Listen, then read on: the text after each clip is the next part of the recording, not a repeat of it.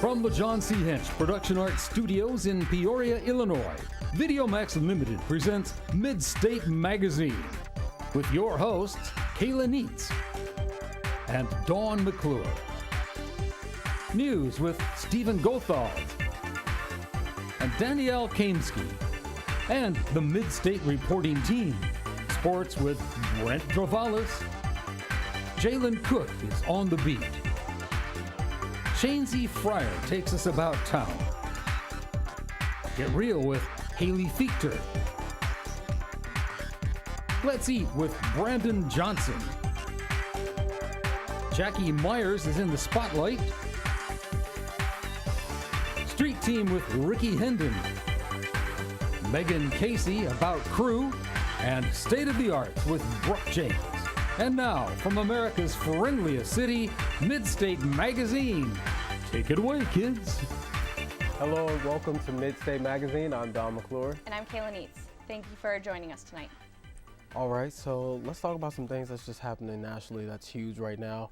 The Miss America contest, you know, the lately Yes. that just happened or passed, the Indian woman who won. You know. Yeah, there was a lot of controversy over that because, definitely was. you know, she did the traditional Indian dance for her talent section, and then, of course, she ended up winning, and people were saying she didn't deserve to win. Right. Which, of course, is ridiculous. Yeah, but it wasn't because of lack of talent or she did something wrong. It's all based on, like, skin color and where she's from. Right. You know, which is, it just still blows my mind of how much progress we've made, and yet there were a lot of tweets. I know there were a lot of tweets that went out saying things like, first a black president taken away from America, and now an Indian woman, you know, who is representing America, and what has America come to? Right. And so to say that controversy, you know, it's to speak to all minorities, you know, so basically you're saying if you're not white, you don't belong in this country, or it's not America. Exactly. That's kind of outrageous, yes. And I just feel so bad for her because she's kind of getting it from both ends. You know, she's got very dark skin, and from back home, she wouldn't even win a beauty contest, something like that. So it's just, my heart goes out to her for sure. And that ties right into, I mean, for people to say that, well, there seems to be a lot going on in the Peoria area. Let's check out what's going on around town with the news team.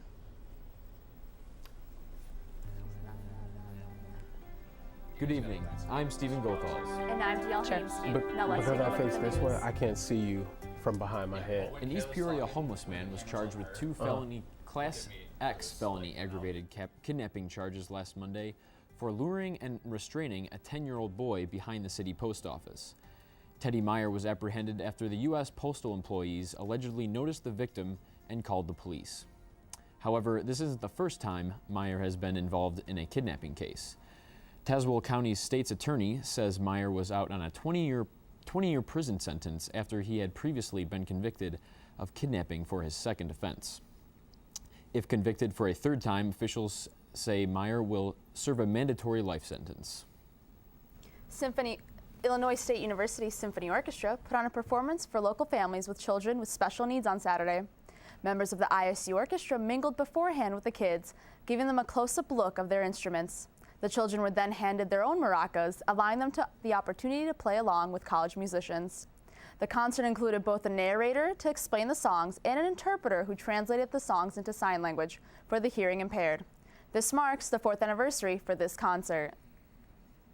2 Central Illinois airports are the recipients of a $10 million grant in taxpayer money for improvements. Peoria's International Airport was awarded over $900,000, and Bloomington's Central Illinois Regional Airport was awarded over $600,000. Bloomington's Regional Airport is looking to purchase new friction measuring equipment and snow removal equipment, while Peoria's airport intends to expand the airport's apron. This would preserve access to the airfield for major employers and economic drivers in the region. Local art is making its mark on the community. Maria Hart has the story. We had been looking for art for a couple years. We weren't finding it. We'd been looking for a place to do our art studio for a couple of years, and we actually opened up an article in a magazine and saw the very first ad for this particular space in this building, and that was the first time we heard about studios on Sheridan. So when Jessie Moore is one of the many artists featuring her work at First Fridays at Studios on Sheridan. We're glad that it's here. We were really wanting something like this to experience. And with that opportunity to experience studios, the artists of studios can share their own personal experience through their art. In my other life, I'm a psychotherapist, and so one of my missions in life is to reduce the suffering of people. I did this instrument. Oh yeah? That's a similar story to all the artists in the building, that we were commercial artists or construction workers or something all of our lives, and then we just decided, you know, to reinvent ourselves and rediscovering, you know, who we are and what we can do. For Gloris Cunningham, this experience has allowed her to renew her buried craft. When I first came to the studio, I was a mom of 3 kids who'd all grown. I wasn't sure who am I anymore. I'd given all my life, you know, to the kids, and then I went back to my roots, which was art. With events like First Fridays, Studios on Sheridan has allowed artists of many backgrounds to rediscover a lost passion. And sharing that passion with the community, it's just really fun to just be growing personally and growing socially, meeting new people and feeling part of the community. For Midstate Magazine, I'm Mariah Hart. Thanks, Mariah. Now here's Brent with sports. Thanks, Danielle. The Low A Midwest League season came to an end as the Quad City River Bandits defeated the South Bend Silverhawks. Bandits pitcher Josh Hader was near perfect through 7 innings in the final, giving up only 3 hits and a walk while striking out 8.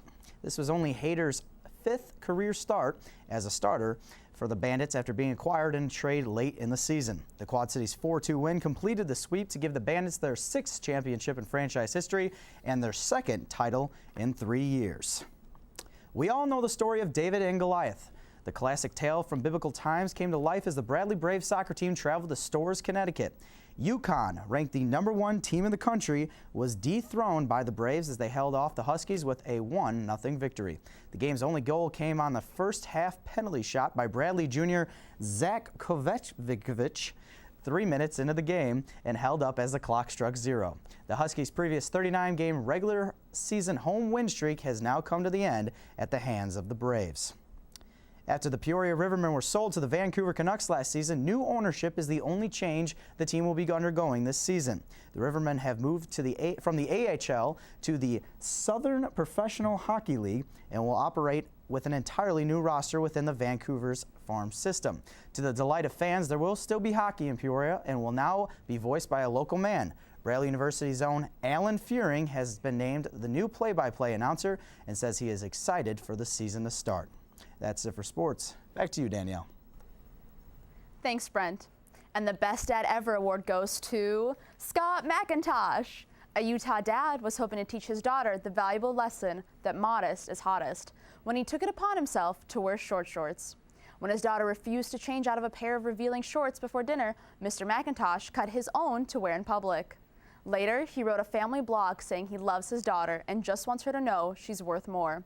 However, at this time, Mr. McIntosh is unsure if his humiliating parenting technique worked.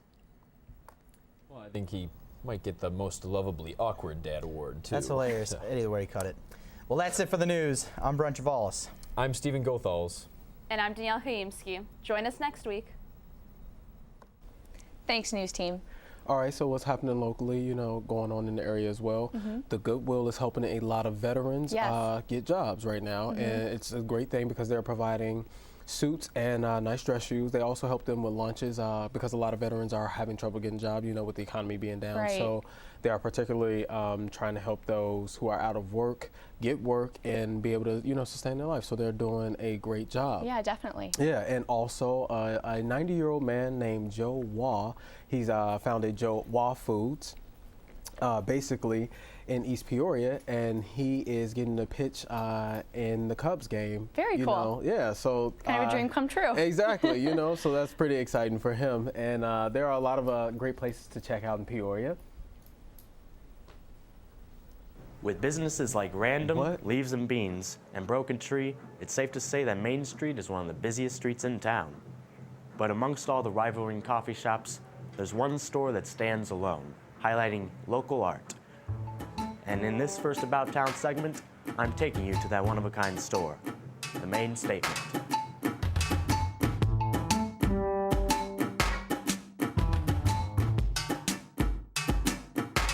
We knew we really wanted to feature that local art vibe and just really felt right.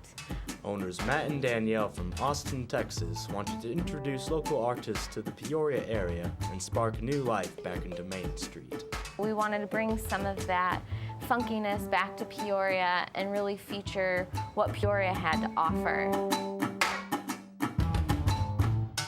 The people in the neighborhood, they were so happy. When we opened up our doors, we had so many people in just that first day or two, just telling us thank you for coming to Main Street and bringing it back to life, which we really hadn't anticipated.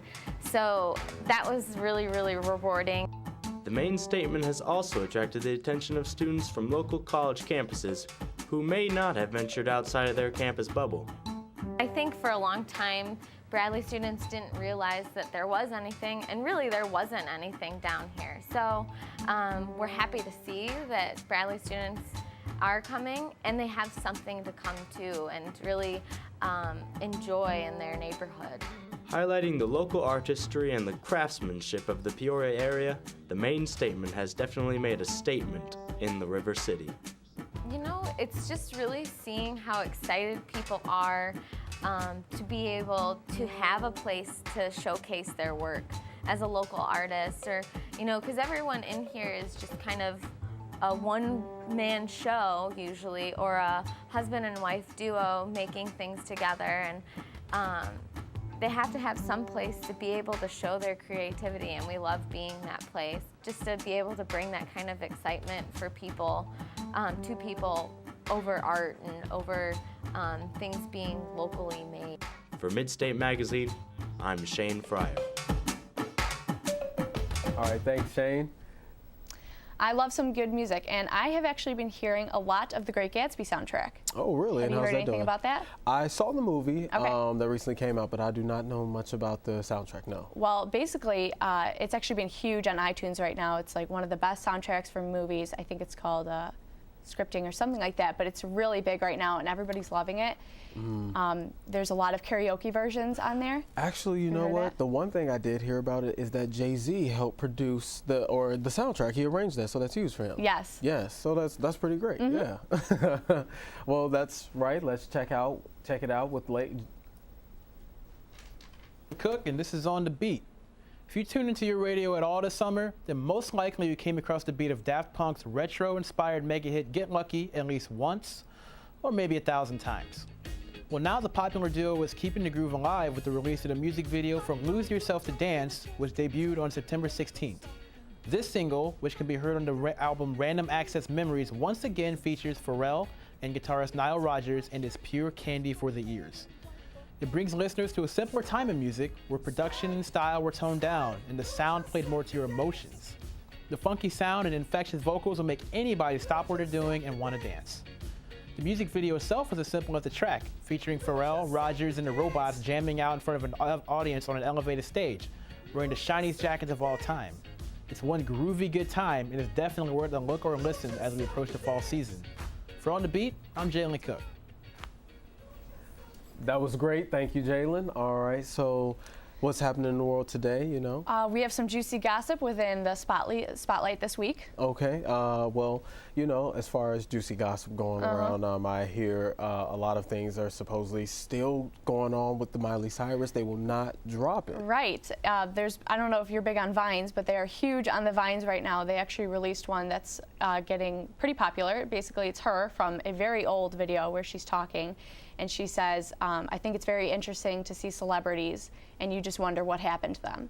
And they're kind of making fun of her a little bit because, of course, that's what everyone's thinking of her right now. So. Right, what happened to her? Because I was recently reading, they just did an interview of her father, Billy Ray Cyrus. And you know, he's defending her. And also Timberlake is all the way with Miley Cyrus and everywhere in between. So let's check it out. Welcome to In the Spotlight. I'm your host, Jackie Myers. Generosity is giving more than you can, and pride is taking less than you need. This quote certainly relates to the recent tragedy that occurred in Ohio as a woman's 5 children and boyfriend died in a tragic house fire. Anna Angel, girlfriend and mother of the 5 children, found out the news while working at the local Burger King and couldn't believe what she heard was true. World-renowned musicians Drake and The Game couldn't believe the story either. Even though they didn't know Angel or her family personally, Drake and The Game decided to team up and each donate $10,000 to help cover funeral costs for the victims. The Game stated on his Instagram account, "I can deal with a lot of things, but people losing their children is something that kills me every day." Times are tough for the Timberlake family, as JT's aunt was arrested in Shelby County, Tennessee, after investigators say they found evidence of her stealing thousands of dollars from JT's parents in a counterfeit check conspiracy. Police say they found Jane Harless had forged more than 100 checks by signing her brother's signature for checks made out to herself. Timberlake and his family are feeling betrayed and devastated by these recent findings and are avoiding questions from the media. Love is in the air, or should I say heartbreak. It is officially done. Miley unfollowed Liam from Twitter, which basically announced the end of their relationship. Rumors fly about why the previously engaged couple broke up, but Miley's VMA MTV performance was apparently his last straw. It seems that Liam isn't too upset over the breakup since he was seen the next weekend with the beautiful Mexican singer and actress Isa Gonzalez at a nightclub in Vegas.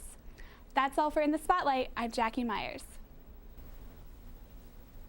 There really is a lot going on in Celebrity Town. Sure is. Thank you, Jackie, for that wild update, right now.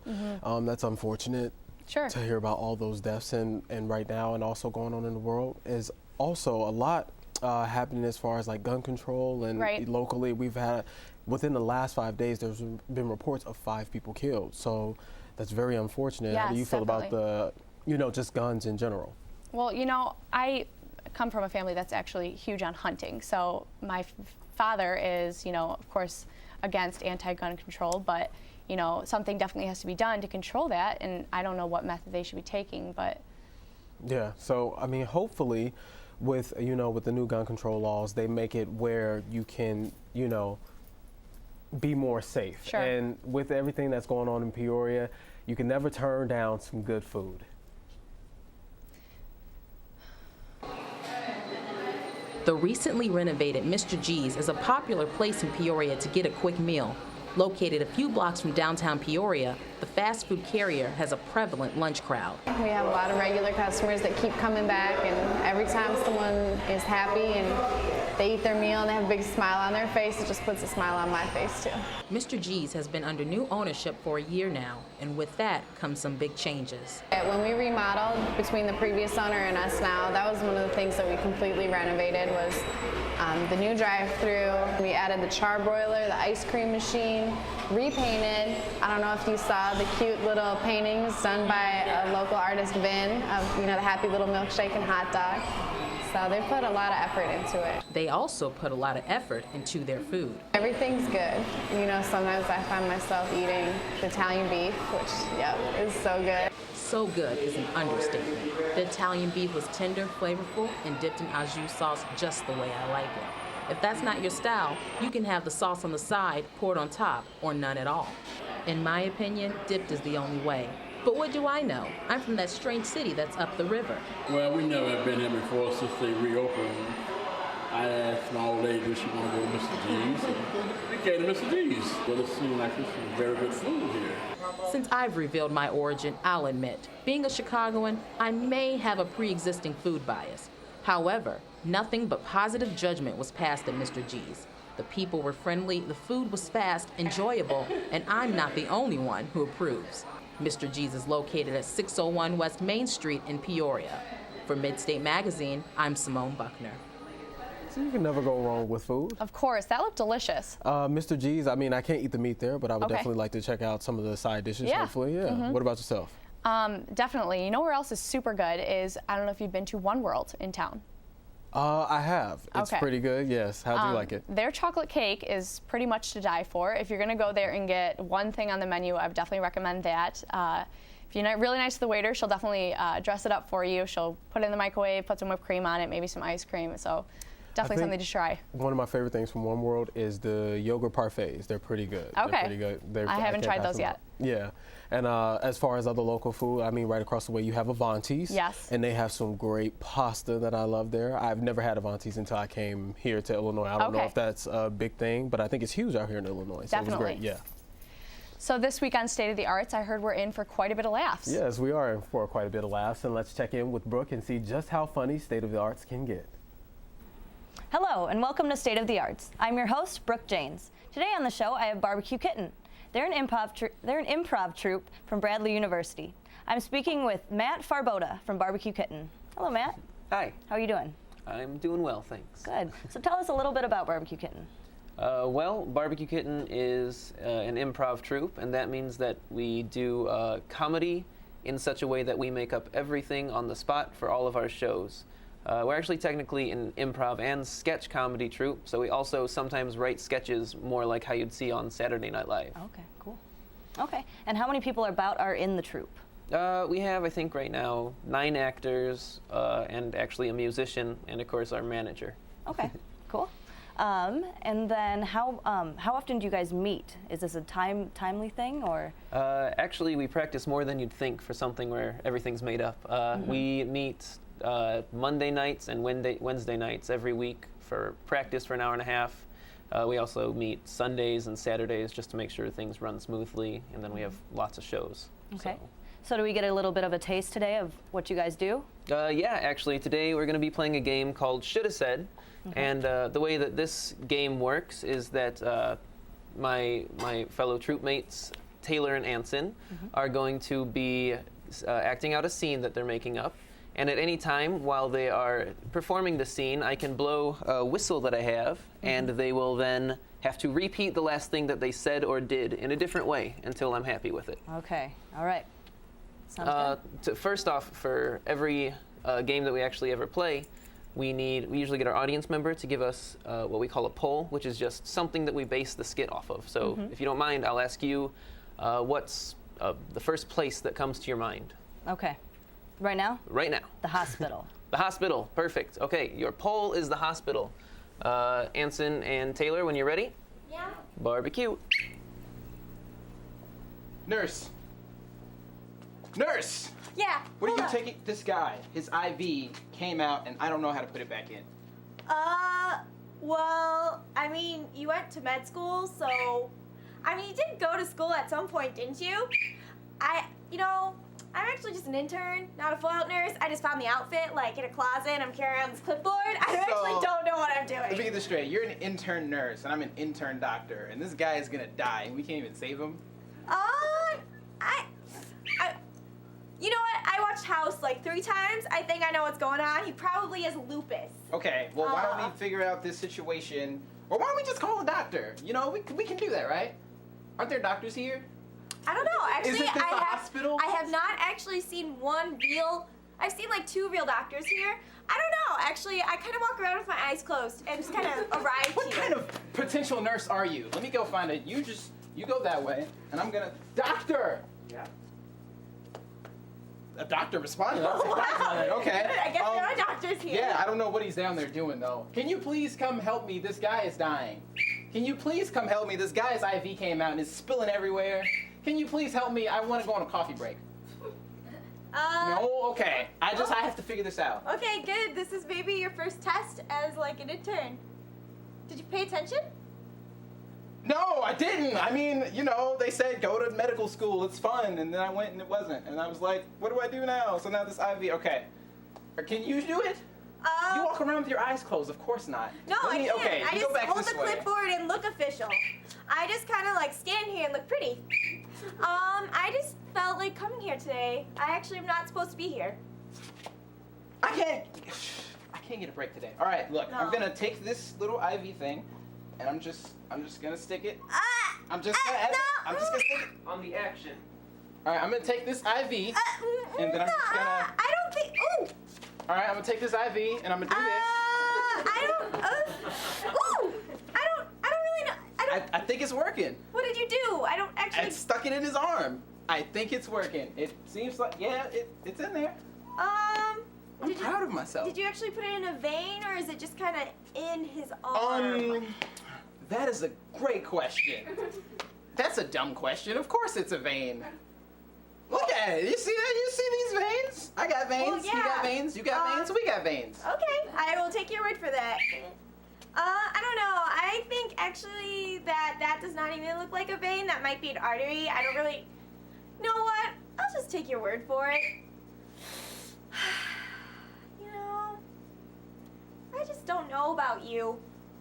Oh, my character is coming into question now. Yeah, Because I can't put an eye. I'm an intern. I know, but what kind of guy just comes to med school, doesn't really know what's going on, and then just comes and tries to do something? That seems really you're insulting me now. What kind of nurse walks around with her...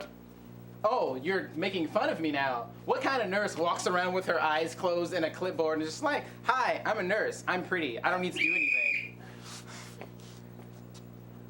Okay. Is that all? That's it. That was lovely. Thank you. And thank you all for watching. That's all the time we have this week. For State of the Arts, I'm Brooke Janes. That was great, Brooke. Thanks so much. And thank you, Barbecue Kitten. Yeah, I'm sure improv is very hard to do on the spot. You Definitely. know? Sometimes that's what it seems like here, you know, but we definitely try to prepare Scramble ourselves. a little bit, but Yes. it usually ends up okay. Yes, yes. And also, you know, when it comes to doing improv or preparing yourself for something like that or giving speeches, what is your process on something like that? You know, I'd say you just got to think whatever the first thing that comes in your mind, just roll with it, and then you know, don't back down and don't say the word no. I've always heard that in improv you cannot say no. You have to agree with whatever they're saying because no stops it. Right, exactly. So. It shuts it off, and that's exactly what I've learned. You know, coming up and wanting to do a hosting job, and I got to talk to some kids recently, and when I got to talk to the kids and working at another news station as well, you try to tell them to always be open-minded and try to know what's going on in the world so you can always have something to say, even an opinion about it and know what you're talking about, you know? So yeah, that's definitely a great thing. And how have you been enjoying this? Is your second time on here? I have been loving it. Like I told you last week, I do actually want to do this for a living when I come out of college. I would love to have my own talk show. So I'm really enjoying myself, getting to know the ins and outs a little bit. So yes. And that's good. And as an overall view of everything that's happening right now, you know, we've talked about, you know, Miss America, what's happening with, I guess, gun control. And also with that, they're trying to make sure that people do background checks before they do guns. So, and you the know, baseball pitching. Right, and the baseball pitching, some positivity, you know. Great to hear a story about an older man getting have one of his dreams come true. Yeah, the pitch in the Cubs game. That's awesome, you know. So, you know, unfortunately, that's all the time we have this week from Midstate Magazine. I'm Don McClure. And I'm Kayla Neitz. Have a great night.